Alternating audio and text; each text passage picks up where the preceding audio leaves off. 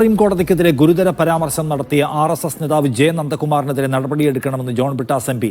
ആർഎസ്എസിനെ ബാധിച്ചിരിക്കുന്ന മനോരോഗത്തിന്റെ പ്രതിഫലനമാണിത്.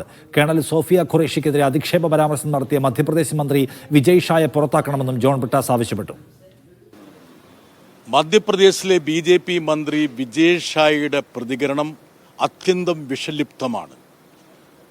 ബി.ജെ.പിയെ ഗ്രസിച്ചിരിക്കുന്ന ആർഎസ്എസിനെ ഗ്രസിച്ചിരിക്കുന്ന മനോരോഗത്തിൻ്റെ ഒരു പ്രത്യക്ഷ ദൃഷ്ടാന്തമായിട്ട് വേണം ഇതിനെ കാണാൻ വേണ്ടി.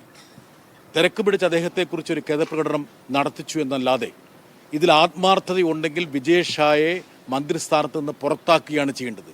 നിഷികാന്ത് ദുബെ എന്താ പറയുന്നത്? അതായത് സുപ്രീം കോടതി ഇവിടെ ആഭ്യന്തര യുദ്ധം സംഘടിപ്പിക്കാൻ വേണ്ടി ശ്രമിക്കുകയാണെന്ന് പറഞ്ഞു. സുപ്രീം കോടതി പറഞ്ഞു അസംബന്ധമാണ്. യഥാർത്ഥത്തിൽ നിഷികാന്ത് ദുബെക്കെതിരെ നടപടിയെടുക്കേണ്ടതാണ്.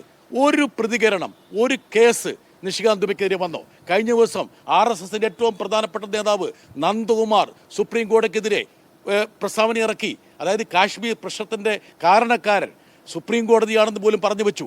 ഈ ഒരു പാറ്റേൺ ഇവിടെ രാജ്യത്ത് സംജാതമാവുമ്പോൾ വിഷത്തിൻ്റെ ധ്രുവീകരണത്തിൻ്റെ ഇതുപോലുള്ള മലീമസമായിട്ടുള്ള ഒരു സാഹചര്യം രാജ്യത്ത് സംജാതമാകുമ്പോൾ അടിയന്തരമായ നടപടി കേന്ദ്ര സർക്കാരിൻ്റെ ഭാഗത്തു നിന്നുണ്ടാകണം.